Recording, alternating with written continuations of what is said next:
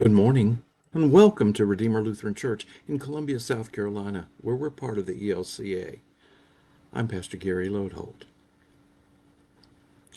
I heard a speaker one time talking about a child on Christmas afternoon. That morning, the boy had gotten a toy train set and played with it, but by that afternoon, it sat unused. What had happened? Had the toy broken? No, he said. What had happened was the worst thing that can ever happen to a toy. It got old. After all, what can a toy train do but go round and round? The novelty quickly wore off. It got old. This week I am focusing our attention on what I am calling the ation words. Big words that we use at church that all end in ation. Often they are words we hear or words we speak without much understanding of what they mean. So far this week, we have talked about incarnation, justification, sanctification, and reconciliation. One day, we even quickly mentioned another, vocation. Today, we want to talk about regeneration. And to do that, I need to tell a story of what happened one year in Bible study. One year, the topic for my weekly Bible study group was Genesis. In case you haven't ever looked at it, Genesis is a long, long book. And once you get past creation and Noah, it focuses on 4 generations in one family: Abraham, Isaac, Jacob, and Joseph. However, the key to understanding the whole book and the movement of God through it came near the end of chapter 11.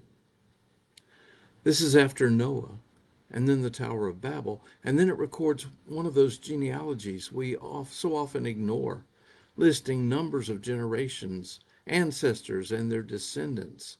And it goes on until it reaches a person named Abram. When it comes to Abraham, usually it mentions his wife, or unusually rather. Let's try that whole sentence again. When it comes to Abram, unusually it mentions his wife Sarai. Then in the key verse it says simply, and Sarai was barren. She had no children. So we talked about that one verse. So often in our lives, our efforts end in barrenness. So often the roads we plan wind up in dead ends. Every time what all our aims and goals turn out to be is futile and empty. Our efforts end in nothingness. All these generations came down to one thing. Sarai was barren. She had no children. There was no future. It speaks so eloquently of our human condition. It's a dead end. Now, as I said, this comes very near the end of chapter 11 in Genesis. When chapter 12 starts, suddenly there is God speaking to Abram. It's a powerful point. When all our efforts have come to nothing, when we have no hope and no future, still there is God. God breaks into our dead world and does something new. And then for the rest of the book of Genesis, chapter after chapter, we saw over and over how human efforts failed and how God acted to make a way, to make a future. The entire book is about new Genesises, as over and over God does something new. It was a powerful study as we then talked about how God does that in our lives even today. Then, somehow that year, I decided to follow up our study of Genesis with a study of Revelation. Yes, we went from the first book of the Bible to the last book in our study. Revelation is a chaotic book. There are visions of strange creatures and heavenly throne rooms and trumpets blaring and much, much more. The thing is, so many people try to parse Revelation for details at the end of time, and I don't think that's what the book was about at all.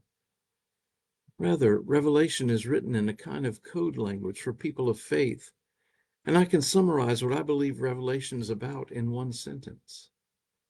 It's tough to be a Christian in our world with persecution and scorn for believers, but hang on to your faith, because in the end, Jesus wins, and with him, so do we.